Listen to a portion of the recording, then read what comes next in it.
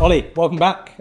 So let's just give a quick intro for those who might be tuning in who've not heard who we are. Ollie Matthews, and I run OJ Health, a men's health clinic, trying to just help guys take control back of their health. And yourself? Amazing. So Johnny Andrews, Medical Director at TEDS Health. We are a tech-enabled men's health clinic. A lot of our focus currently is on supporting men with low testosterone, with TRT, but also lifestyle support as well. And I think that's one of the topics that I think we both agree on, that is getting the foundations in place. Absolutely. Medication has its place, but supporting men as well from the lifestyle medicine principles as well. So, Ollie, I think we had a really good conversation where last time we were both sat here, the other way around. What's new? What's caught your interest in this space recently? There's been a few things differently. I think it's been nearly 2 months since we recorded, or a good month or so since we recorded. And yeah, we could talk about peptides, we could talk about this thing, that thing, but Looksmaxxing. Okay. I'd never heard of it, and apparently it is quite a mainstream term, but you said about the manosphere last time. Yep. And I still haven't seen that. Okay. But It was this Looksmaxxing documentary, I think it was like a toxic life or toxic health. I don't know what it was actually called. It was on Channel 4. Okay. Looksmaxxing, and people are actually like looking to like hammer their bones to create different structure and going to severe extremes, not even necessarily looking at testosterone therapy and stuff. Mm-hmm. And I look back at where I was 10, 15 years ago, well, 15 years ago, let's say, going to the extremes of competing in bodybuilding. And then eventually you compete in natural, you're obsessed with everything. And then you end up like, you start taking gear or steroids or anything like that. And that seemed extreme to me. Even though, I mean, I feel any steroid use is abuse. Like, no matter if it's low dose or high dose, and it's completely different to testosterone therapy. Which if it's not indicated and is regulated, I didn't then of course. That's before I used it. I should have done. Hindsight is a wonderful thing. But literally hammering your cheeks and things and going to the extremes, and even to the point, right? And this is the younger generation. And again, I turn 40 in a couple of weeks.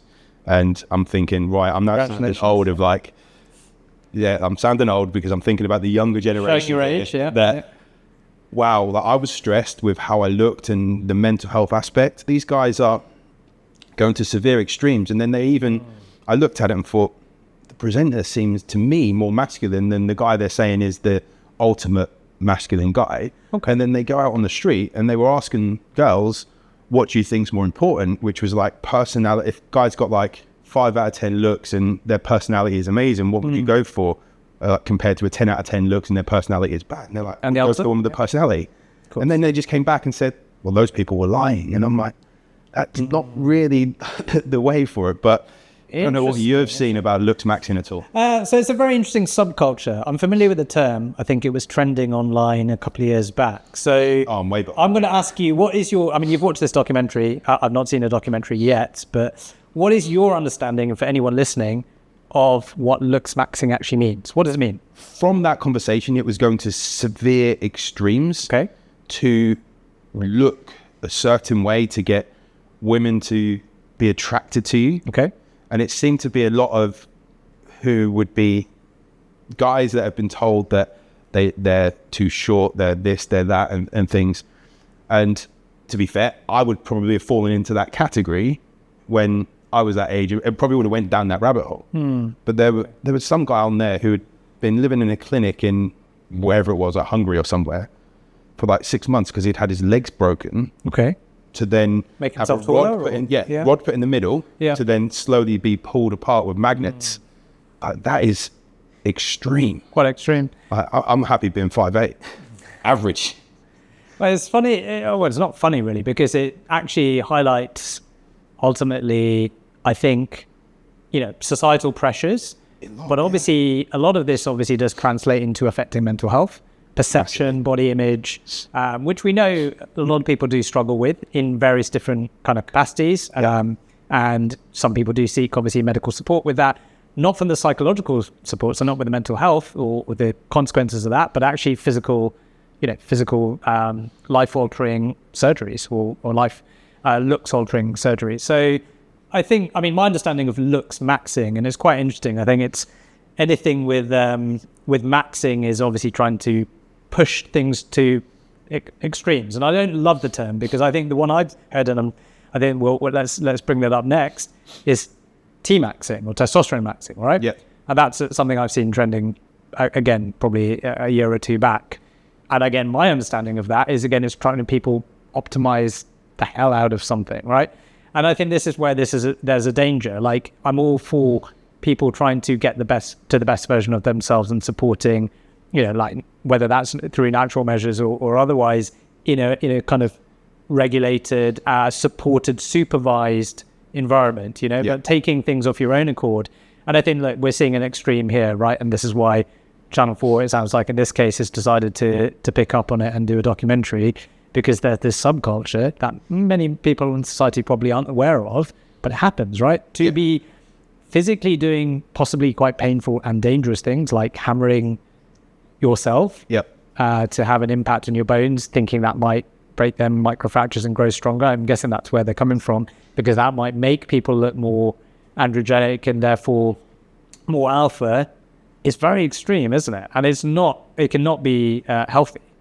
Definitely not healthy. But I look back at, like, when we talk about the mental health aspect, and I think that's actually the most important bit here of like giving people support with mental health. Yeah. Because when I look back to using steroids and competed as a natural athlete before I used steroids, it was because I thought that was going to bring something to the table to make me more confident and make me get rid of anxiety, depression, and so forth.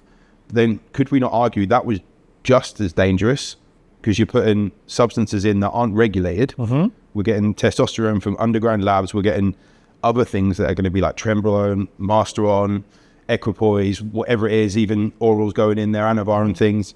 And then people might then have aromatase inhibitors because you've chucked your testosterone up, your estrogen's gone up, then you're crashing your estrogen at the same time without doing bloods all the time, because back then bloods were a lot more expensive.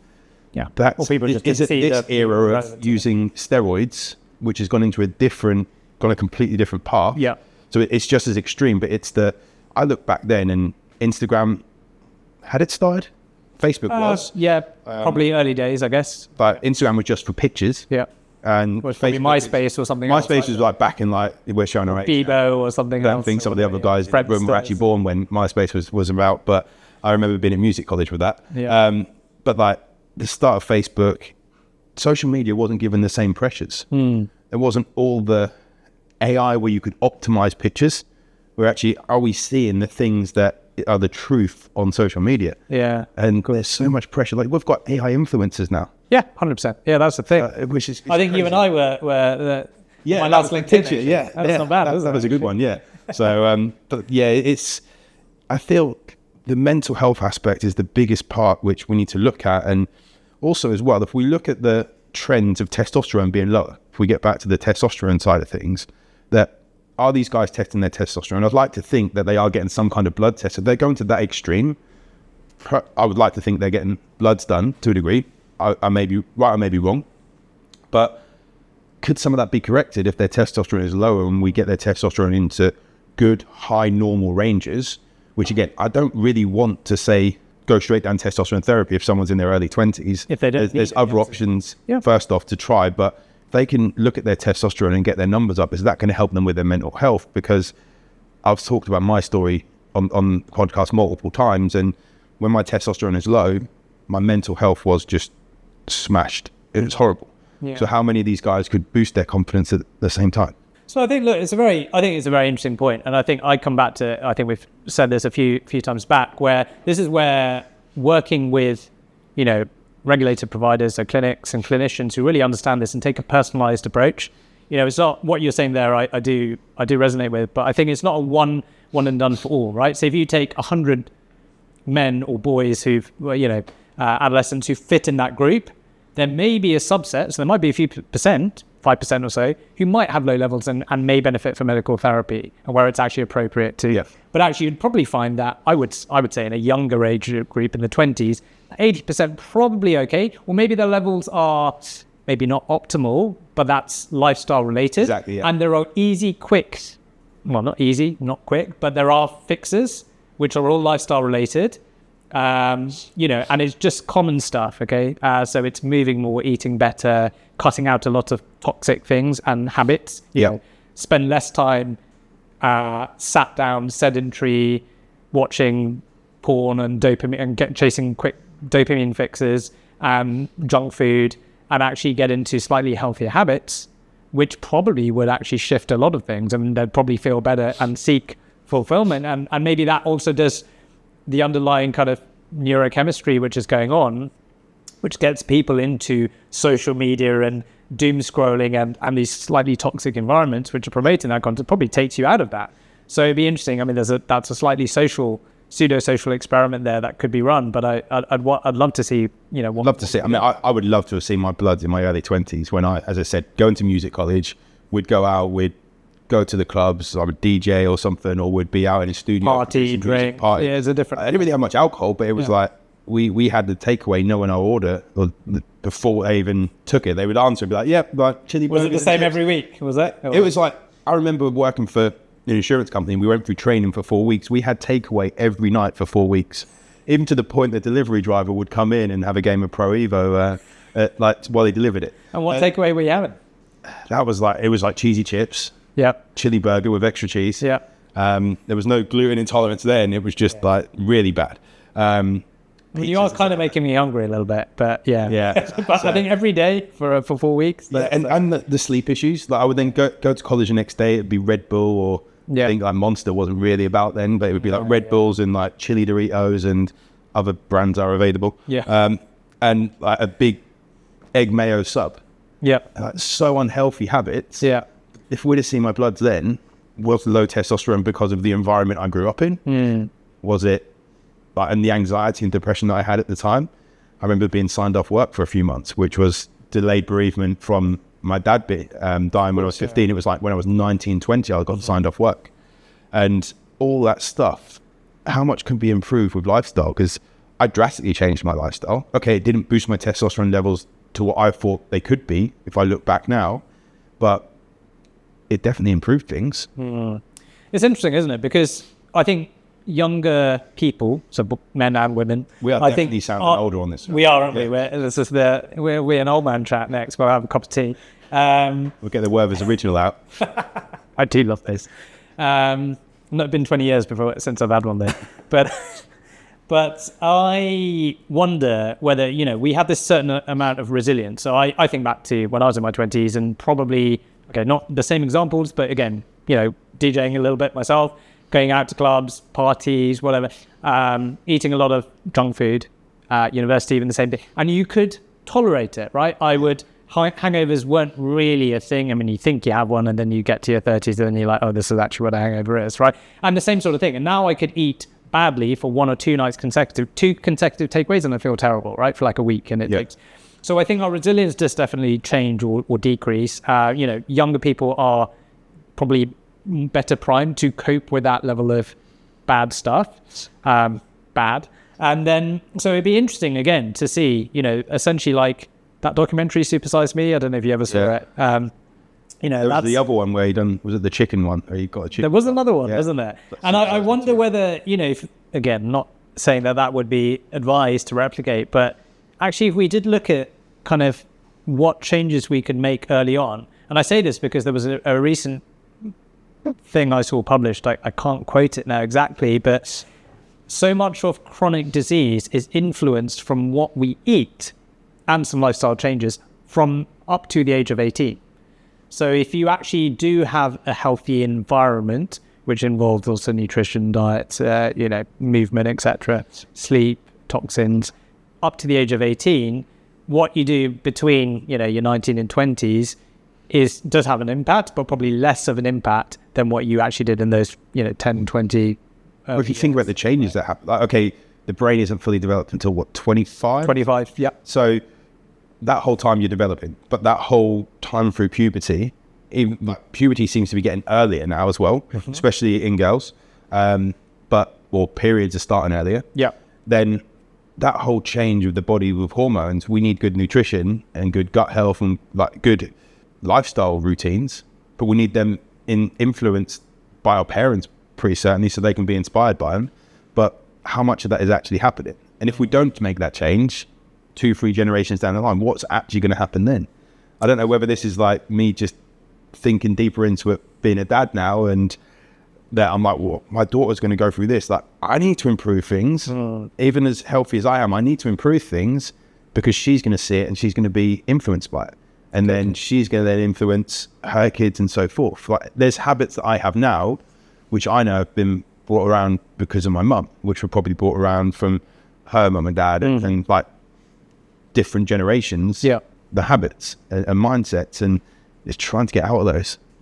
Do you know what's interesting listening there is I think it's funny. I think the same. I think a lot of people that you and I will know, I mean, I think if you do work in a space that is healthcare, wellness, whatever that is, coaches, you probably are more interested anyway, for personal reasons and for your clients or patients, and therefore you're now starting to think, well, we need to practice what we preach.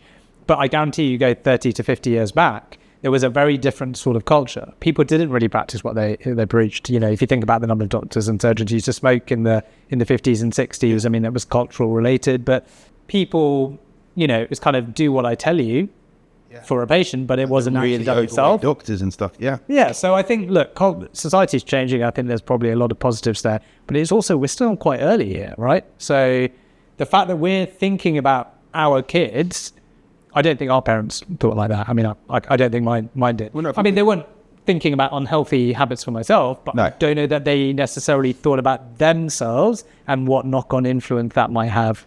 It's me. Right.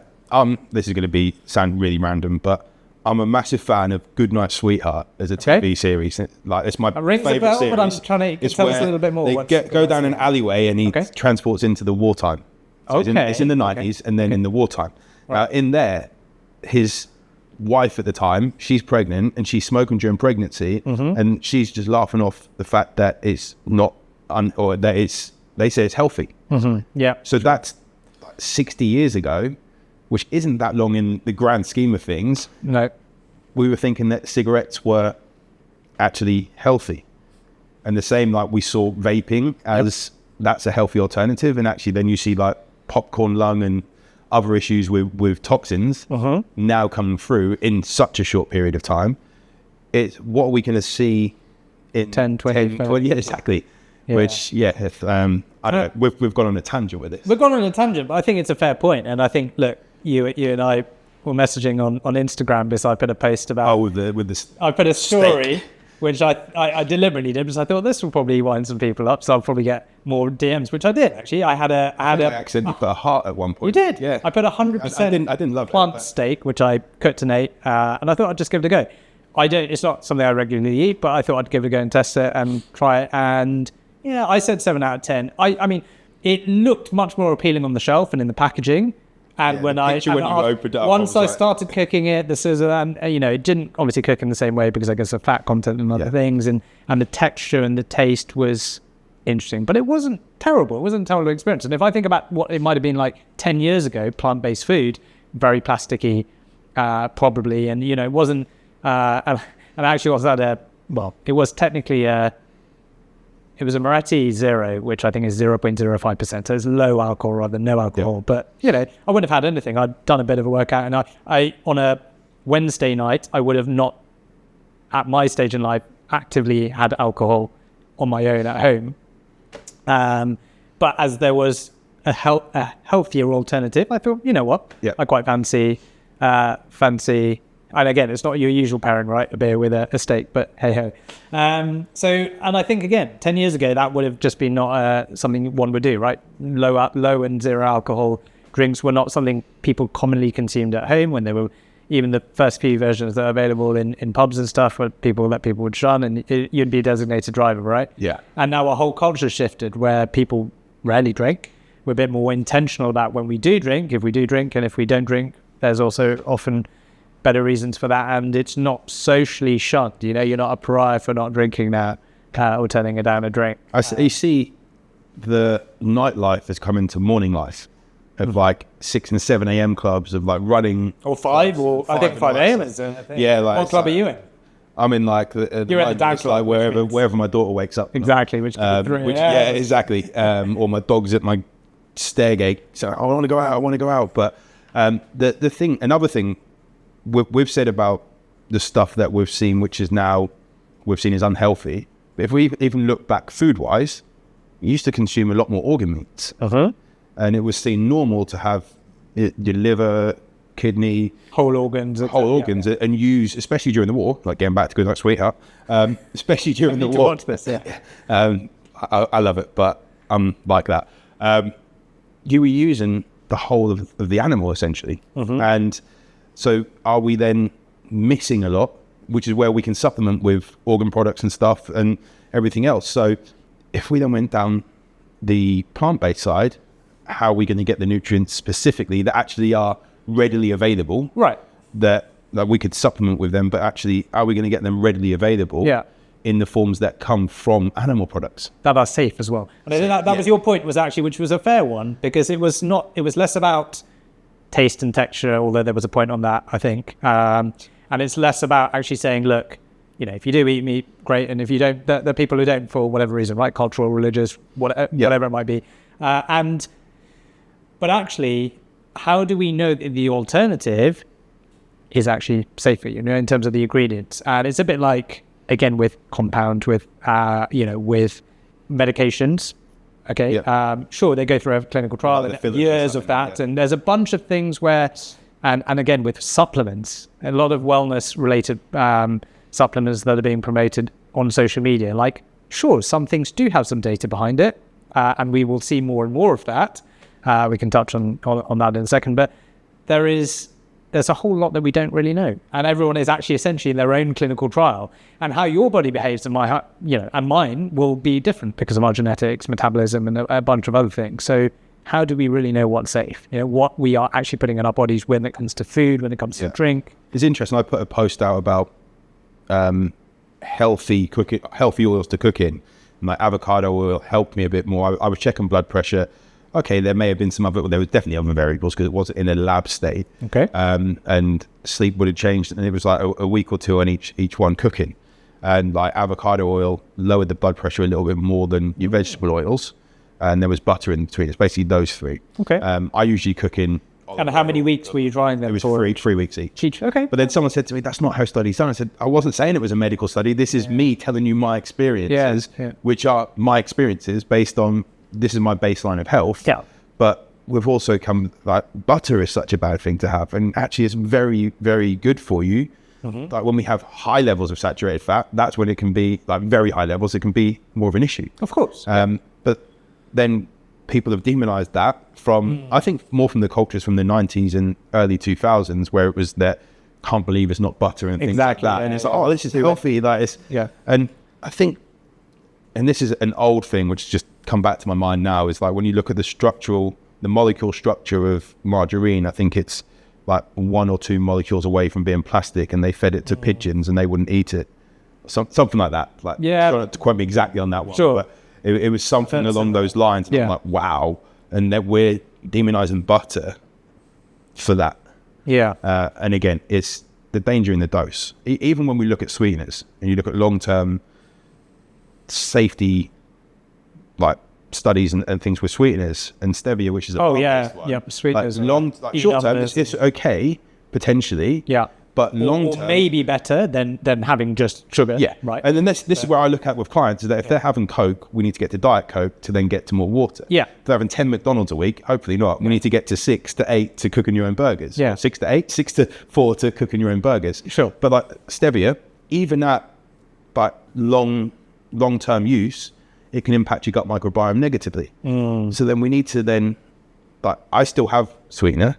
It's just you're not having it all the time. Sure. At high doses. So quantity, exposure, frequency, etc. I mean, these are all valid things. I mean, what's the saying? There's no such thing as a free lunch, right? Like there are trade-offs with anything and everything. And I think that is a facet of life, be it in a kind of health perspective. I think it's true, rings true definitely in health. Yeah. But I think it rings true in a lot of things, right? There are always, caveats. There's always some pros, but that will come with some cons. There's going to be upsides and downsides with everything. I think we can stress ourselves out too much trying to be 100% optimal. Oh yeah. I say we do see that, right? We see people, I mean, you'll have seen that. You'll have seen clients who probably come to you, as I see patients, with all their data. They know everything, they track everything. But to the nth degree that is now causing themselves stress and probably high blood pressure. And you're like, okay, maybe we just need to dull this down. You probably have a bit happier, And again, what are we actually optimizing? Are we actually optimizing for happiness, which is probably one of the most underappreciated longevity aspects or markers, right? Like if you're not happy and fulfilled with community and love and all the rest of it, then actually all the other aspects, good fitness, all the rest of it, and all the other metrics that fall down from that, and biomarkers, where does that stand, Yes. And they're going to be the people that maybe they do have low testosterone, they get on TRT and they're not seeing the results that they want, because it's not a magic pill, injection, cream, whatever format we have. It's not a magic format as such, that we don't have to then do the lifestyle interventions as well. It will help. Yeah. It will pretty certainly help with motivation to get the lifestyle interventions into place. Yeah. And I feel that every guy should be testing their testosterone at least once a year after 30. But also every guy deserves to be in a place where they can actually see what having optimal, as in high normal testosterone levels on a blood test feels like. Yeah. But also why blood testing is one marker, and actually having a consultation with someone to see what's going on in their life. And we need to know this is the number, but if someone comes to you and they're like 14.5, 14.5 nanomoles a litre and they've got zero symptoms of low testosterone, then why would we could give them the option for TRT, but if they're not seeing it, why do it? Right. So 100%. I mean, symptoms. So that's what I mean. We don't, and you know this, but for people listening in, like I don't just make a diagnosis just based on the biochemistry, right? Yeah, that's why you have the consultation. Yeah. And it's the symptoms as well, and maybe it's also a couple of questionnaires, and we use certain validated questionnaires, but we pull all of that together. Just because you said something on the questionnaire, when I speak to you and actually dig it deeper, if I do feel like that might be more psychological related issues that are causing those set of symptoms, whatever they may be, then it might be that there are other types of support that we need to try first, right? And this is what we can do in a consultation. TED's Health, we do that obviously, but people don't necessarily understand, or they see something. I was literally in the tube on the Victoria line earlier today looking at a particular testing provider. I won't say the name, but you probably can imagine who, and it shows a guy smiling and it says testosterone level of 16.8 or whatever in nanomoles per litre, and you go, okay, fine. And that, my worry is that signals to a bunch of people, I must get my testosterone checked, which probably, as we've said before, leads to a good number of people checking and actually for the first time ever understanding their blood. And that's a positive thing, but we need to not just get fixated on one reading. We need longitudinal data, because we know that these levels go up and down, just like the stock market, right? And it is prone to a number of factors and variables, lifestyle, environment, and others, that people don't always appreciate, right? Yeah. And it's down to clinicians to help bring that out in a consultation. And that's why the consultation is so important and needs to be paired with just doing diagnostics, right? Blood work. And why we don't just do one test. Oh, yeah. Yeah. Like having to check. And this is another thing, is that if someone comes to you as like 15 nanomoles a litre and they're... And we're talking total testosterone as well, but we also look at free testosterone. But then looking for, like, their SHBG is high, so their free testosterone is low. But then they go away for a couple of months, they've worked on things, and their total testosterone doesn't change, or maybe even goes to like 14.8. So they're like, oh, my testosterone's gone lower. Actually, you've implemented these lifestyle things. It'd be very rare that the total testosterone hasn't gone up, but you've implemented these lifestyle things. Your SHBG's come down to a much better level, and your free testosterone's gone up loads. Yeah. It's not put a number on it, but like it's gone up loads, which is the stuff we can actually use. Yeah. And it's what's bioavailable that actually makes the difference, right? Yeah. So, but if they were to... But it's often not tested in many cases. I was going to say, if they went to, say, the NHS, and they basically got their total testosterone tested, for starters, they wouldn't be doing they probably wouldn't have even got the follow-up one after it was 15. But sure, yeah, most of the time they wait because the cutoff is fine. If it's more than 8.6 nanomoles per litre, for most people, primary care should just come to the GP. That's the end of the conversation. So, but if they only got that total testosterone, because even sometimes with clinics, like, and I've done it for myself, where I've like just wanted to check in on my testosterone, see what's happening. I might just get a finger prick, like total testosterone test that is like 30, 40 pounds. It's easy to do, quick to do. A couple of days you got the results, but you don't see the full picture. You get an idea of what's going on based on feel, but we need to know full markers on it and know the full picture. Yeah. And it could be as well that, I know we've had someone that had low testosterone and he was going through high levels of stress, maybe some nights of poor sleep when he had his test done his test later in the day, I think it was around 8, and then came back a few weeks later, and it was like 18 total testosterone. It was a big change. So we need to know much more context. So much more context, right? And I think these are only things that one can dig out of a consultation. Got a couple of interesting questions or things that I think, been asked to debunk as myths. Or possible myths. I mean, so we maybe just pick some of those up. It'd be great to just, chat about them, and I'm sure people would love to hear that. So one thing I get a lot is, does TRT make you bald? I don't feel it does inherently make you bald unless you're predetermined genetically. And I actually look at my hairline going back, and people have pointed that out, lovely trolls on Instagram, and I'm like, it happened more from when I actually used steroids. When I look at the pictures back, and that was at high levels. And so abusing high levels. Then we look at that DHT level as a result. And again, that's where you could then go deeper into it, and we want to keep it quick, but you could go into like, well, then people use finasteride and stuff like that, but then we have to deal with like potential post-finasteride syndrome. Exactly, which is a real thing. I'd rather be bald with the sound of that. So, but I wouldn't say it does if used properly. And I think it's very individual, right? And there are now actually much better genetic tests which you can get, saliva-based, to actually even see if you are predisposed to that, and which hair loss medications may be appropriate. Okay, so again, hair loss medications are getting better when we look into actually the peptide world of GHK-Cu. Okay. And not what I've come across, but yeah, which is a copper peptide. But then we have to then watch for copper levels as well. Okay. But copper peptide, which is then derma rolled onto the area. Right. And that can help with stimulating blood flow for them regrowth. Because that also as well, like, it's really good for scars and for collagen. And you can get blends as well with, there's another one beginning with R and loads of numbers, I can't remember that, but that blended with GHK-Cu is another one, like pipette, put droplets on, put it onto the derma roller, roll it in, and it can help. And I think that's another thing we have of that treatment is, that's a big thing. When we look at the whole cosmetic world, hair transplants and everything else, it's massive. Aesthetic medicine, which I did spend a bit of time, actually worked with a few clinics, and I think it's interesting. And I think that you mentioned about peptides. I think let's just to just touch on that, because it's very topical. I mean, it's funny, many years ago, I was so my degree before actually training to be a doctor, I did undergrad, and I actually was very interested in aging, so I did biology of aging, and I chose a dissertation out of 200 that was actually looking at a dipeptide. So I did peptide research in 2010, very, very early, and it was kind of animal models, and it was fascinating. It took me being interested in the space and saying, could some of this work for humans, right?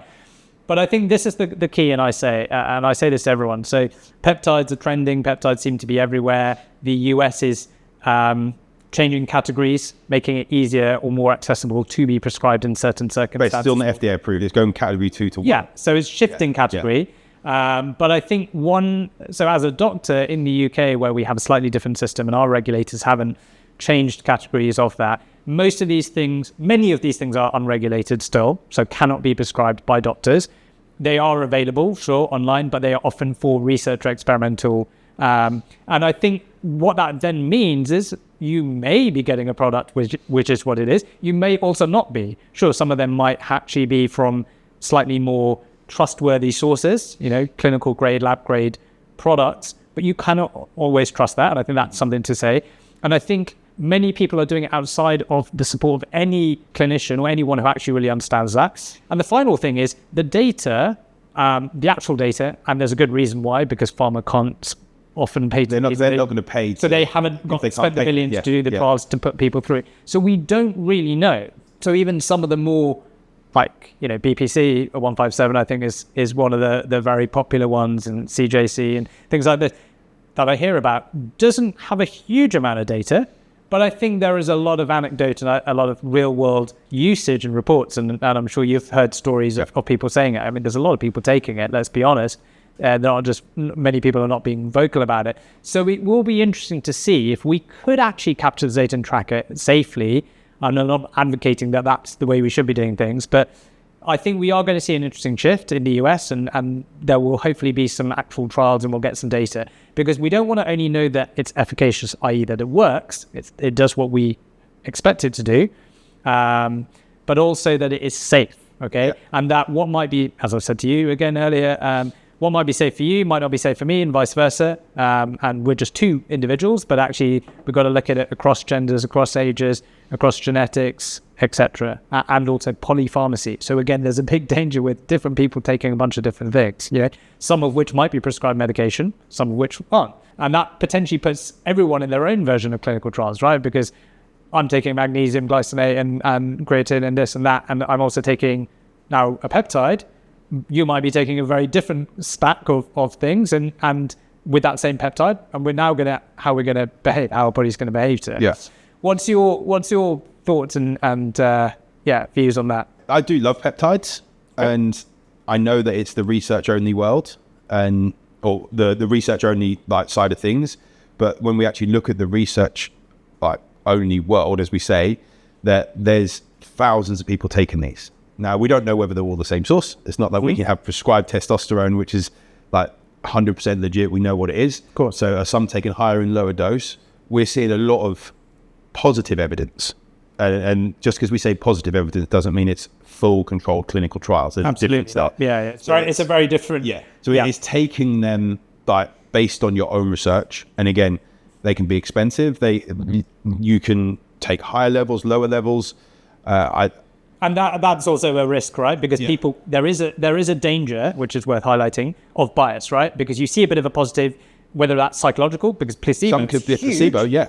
Placebo is the biggest thing. And we see that.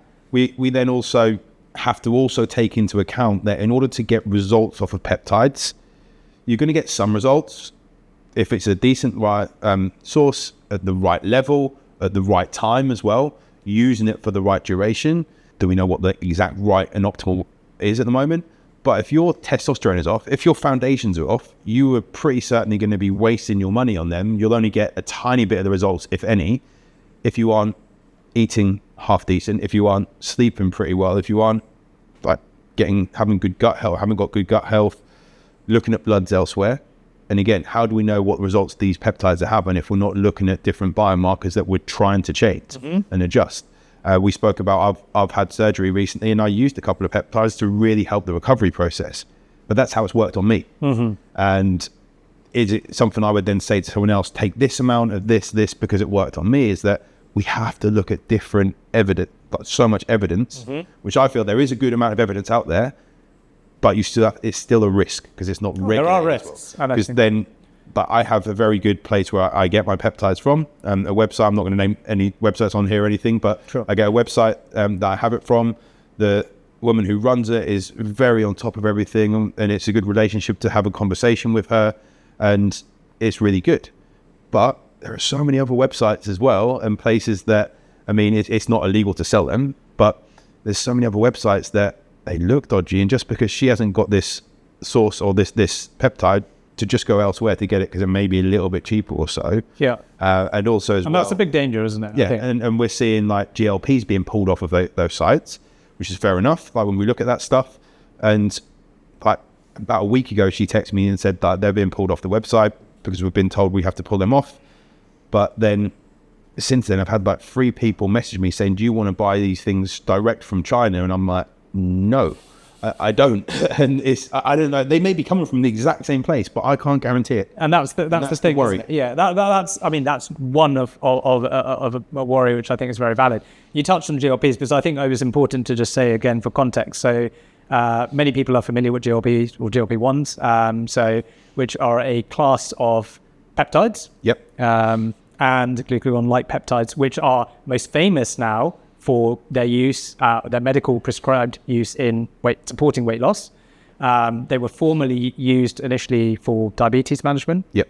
They still are. Very, very famous examples, obviously, Ozempic is started the trend, but actually the equivalent for prescribed weight loss is Wegovy, so semaglutide as the peptide, and tirzepatide, which is Manjaro in the UK or Zepbound in the US. Now, have been involved with some clinics operating in the UK, Europe, Canada, US on that. So those are peptides. But I think there is 17, 18 years worth of data. I do know I have met some of the physicians who also do research who've been doing that for 17, 18 years. And what's interesting, if you take that mentality, is again, we started seeing we're seeing in society, lots of people are now taking weight loss jabs, which I hate the term, or skinny jabs, which I think is, again, just creates this sort of stigma associated with it. But where they are getting them from, proper sources, regulated clinics, etc., and you've got that chain of custody. So these are pharmaceutical grade, so they are sterile, they have gone through clinical trials, they're efficacious and they're safe. And they started off, like I say, in the last couple of years, getting their indications for weight loss. But actually, we're seeing that expand to, say, chronic kidney disease. And we are seeing research looking at, has been ongoing for some years now, looking at neurology, but also neurodegeneration, but addiction medicine. I've seen something now, Lilly, so the makers of Manjaro, are doing about 10 different trials looking at even things like asthma. And it will take years, because that's typically how clinical There's like a lot of to get the information coming through on like mast cell activation syndrome, which is like so many people are having symptoms of that without knowing like MCAS, as it's termed, like mast cell activation syndrome, because in your mast cells there are GLP receptors on them. So then, but that's at very low doses, and so like the higher doses that can be for weight loss is that there's actually some good information and data coming out that is low dose, longer term, can be very supportive of health. And again, that's where if we are using them just for weight loss, just like just putting testosterone in without doing the foundations, chances are you won't necessarily get side effects, but you may get side effects. But with weight loss medications, and a lot of people that have lost a lot of weight on these, that they lost a lot of lean tissue. Yeah. So if they're not doing high protein diet or working on nutrition and doing strength training as well. And that's the caveat, because again, you're seeing the flip side where people are demonizing these actually very good medications when used responsibly. And that's with the right support. Used responsibly. And they're saying, hey, there's loads of publications that are saying actually people do, there's the scientific publications, there's also the companies commercially saying they're churning after 6 months, right? Because as in people are stopping using these medications because they ramp up too high. Or too quickly without the right support, and managing the side effects with support. And there are things that people can take to help with side effects. And it's being holistic. It's watching what you eat, doing supportive things to potentially counter lean muscle loss, etc. So there is, again, it's about being responsible. And I think that's a really important point. I think one thing, actually, I'd be keen to hear your thoughts. I've got a view on it, but it'd be good to touch on where you feel that actually GLP-1 medication use, does it actually couple well with TRT? Have you seen some good examples of that? I feel that you should be keeping an eye on your testosterone if you're using GLPs, purely because of the way that, and that's if you're training and you're eating a good protein, like high protein or good diet, let's say, it's not necessarily high protein, it's good levels of protein, then you should be preserving a little bit of lean tissue.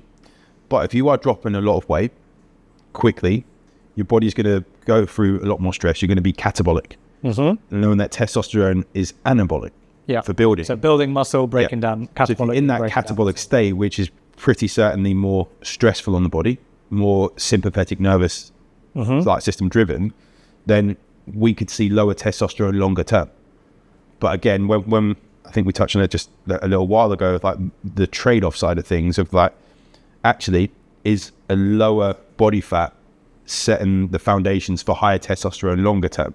So there's the massive positive there. You got the body fat down. Now we can be consistent with that. What we don't want is people yo-yoing up and down, causing different levels of stress on the body over and over. But I do definitely see longer term people that have dropped weight quickly, like 30, 40, 50 pounds in a couple of months, 3-4 months, which is happening a lot these days. That's the bit. And even then issues with the liver, because they're having to detoxify a lot more. Because we're mobilizing adipose tissue, fat tissue. It's got to go somewhere. It's got to go. So it's going to get filtered out, and that's where we need the extra support. So testosterone and GLP use, it's not necessarily is there the need for TRT. I feel there's definitely a need to stay on top of checking your testosterone. And other hormones as well. When it comes to women using it and so forth, it could be thyroid. Of course. Looking at TSH, looking at T4 or T3 and those sorts of things, reverse T3, all that stuff. needs to be looked at. And this is where in a lot of the actual clinics, and you see some of the bloods that come back for using it, it's, I think, like kidney markers, and there are very few markers on there. Yes. So it's like the bare minimum that we can check to say that you are safe doing it, rather than actually optimal. So yeah, I think there's a big distinction. I mean, I've done work with medical providers who don't necessarily do bloods. It depends on the model, and I think, and this is a very contentious point, but takes us into a completely different conversation. But the reason I'm bringing it up is because people, even in the UK, I think we've gone from a model which we only sought to get healthcare and medication prescribed from an NHS doctor, and it was unheard of for people to go private, and only a very small percent went to Harley Street, right? That was the good old days. I think that's changed, and you've got a bunch of tech-enabled services like ourselves at TED's Health, and there are many others across different specialities where people are seeking care, via apps, websites, etc. And some of that may be much more involved with lots of touch points and clinic, consultations for 30 minutes. And some of them are very asynchronous, messaging based, and actually a pharmacist checks it and you get a prescription. And let's not comment on that aspect and the rigor. And I think there are very good clinics that do these models well, but it is down to people will get different experiences. So if you go to a physical clinic and have physical examination, have a full blood work done, and have other diagnostics done, so a much more holistic picture before maybe going on to a peptide like a GLP-1 prescribed for weight loss, and have those checkpoints and coaching and support and nutrition, you might have a very different outcome to somebody who maybe just gets online but then jumps between providers. And this is the worry, that I think lots of people are jumping between providers, and I think that's not necessarily a bad thing, so long as they're obviously going to trustworthy sources where they feel they're also getting the support. So I think it's important. So I think we need to build up a storyline as such over that like time you're with a client, just like I would in functional medicine. That someone comes to me, I see their bloods. We need to know context, as we've said about. Then how is their body changing as they go through it? And as you say, if they're doing 3 months, say, and then going to another provider because that's got an offer on which is a little bit cheaper or something, and then go, which is quite common. People do shift on price these days, so it's worth calling out. They may be getting good testosterone, but then how is that other provider going to deal with aromatase inhibitors? How are they going to deal with HCG, fertility, all this other stuff that you then know the timeline and the storyline timeline, whatever we say with that client. So, and as well, if we're doing full bloods, the panel that TEDs do with 20 markers on that initial check is 22 biomarkers. 22. Yeah, sorry, I got the. That's all right. So 22 biomarkers. 10% off. Yeah, it's really good panel. But then if I look at like what I do, where with mine is 56 markers, and that's just a standard blood test. If you gave that to everyone, the initial test is going to cost 3-4 times the amount. Exactly. So it's about access. It needs to be like a balance between this is what we do need, but these are also going to give you some other good health markers. You're going for a testosterone panel. Yeah. So if we check every single thing, which in an ideal world we would do, but it's still going to be high cost to a service which is already an extra cost. So, and there's that danger of I wouldn't say it's a danger of over testing, but again, it needs the context and the support, right? Yeah. Because what happens is, I mean, I've experienced this, and we spoke earlier about someone we mutually know, where you then have to explain some patients will need more counselling, and you're going to end up spending a lot of time talking through 22 biomarkers, which I've had to do twice in the last 24 hours. 3 hours long. Yeah, but it's person dependent, where some people are actually quite informed themselves. They maybe already understand what all of these biomarkers are because they've tracked them elsewhere. And now actually they just want to actually just go somewhere reliable that they know they can get the data and they've got the support if they need it. So I think these are very interesting times, right? Again, if we go back to the example I was talking about, how food and what we eat and drink has changed in 10 years. Again, how we access healthcare, going and get blood tests. 10 years ago, would you have thought to check your bloods 10, 12 years back? Well, I wouldn't know where to. Now it's everywhere. Yeah. Whether that's because you've searched for different things and now you're getting bombarded with targeted ads, but actually I think that's the beauty of social media and stuff and online, is that if you search for something and then just don't buy then, just wait for the ads to come through, and you'll start to see like a lot cheaper stuff, which is probably a lot of things which have just been bought and then just chuck the label on it. So This like we still get targeted with stuff, and people say, "Oh, we don't want people listening in to." Like I want people to listen in. If you know what I want to buy, and then I don't have to even search for it, it's coming to me. That could be a good thing. Unless so Black Mirror out there, isn't it? But unless someone's like a very much really big using it for Machiavellian purposes and manipulating. It's that's well. Maybe we can go down. We'll be here for another 3 hours. Maybe the next one we'll do that. Yeah. Any myths that you've encountered lately that you want to? I think the fertility one is a big one. Of that, it doesn't always. It is. I would veer on the side of like it is going to make you infertile. Like if you want to have kids, free sperm before you have it. And hence, like we talk about. I think first have that conversation and really explore the options. And there are a few options. Unlicensed medications and clomifene or Clomid. HCG potentially, but again, there are trade-offs here, right? So it's not just a quick fix, right? Okay, there are other alternatives, but speak to providers who do actually have the spectrum of it, but also have that discussion. I think there is a risk that people go down this mentality, right? Okay, it's TRT now, and you're almost onto a subscription package, and then you're on it, and you actually like, have you had a chat with your partner, and have you done all these things? Have you really thought about it? Yeah. So I always do, quite a lengthy discussion point where I don't get them to decide there and then and say, go away and have a chat. Please talk to your partner, come back. I want them to have some time to think on it before making what is potentially quite a life-altering decision. Especially if they're in their 20s and stuff, and they say, "Oh, I don't want to have kids." I didn't want to have kids in my 20s. Got to my late 30s, I want kids or a child. I don't know how you deal with more than one, but I have two. So I think let's it's definitely that when people say it's going to make you infertile, then it would be a contraceptive, basically, like a male contraceptive. So it's not guaranteed. I know many guys that have used steroid cycles and stayed on long times, high doses of testosterone for long periods on TRT, and they've still had kids. Yeah. Multiple kids. Yeah. So so you got to be careful. So that's the thing, isn't it? So it's not, well, it's going to make me infertile. I actually want to be infertile. Don't start worry about precautions elsewhere. Yeah, exactly. But it's not guaranteed to make you infertile. Hence why I would say that I wish I was in a place when I started any testosterone to free sperm. I wish that I would have checked my sperm count throughout and known those numbers. And the other thing is that, as I've spoke about my story of coming off, that took a long while to get my numbers back up so I could free sperm so we could go through IVF to have my daughter. And that was worse than just the low testosterone first, because I would have been around like 5, 6, 7 testosterone, coming back to like 1, and then 2 and then going down again. That was horrible. So, and that's, I suppose, one of the other myths is that, is it a myth or not, is that I feel testosterone therapy is for life. It's a decision you make. It's long term. It's long term. It's definitely not a quick fix. If you're going to come off, that's even slower a fix to get back to your baseline. Is it going to rebound to your baseline, or is it potentially going to have gone even lower?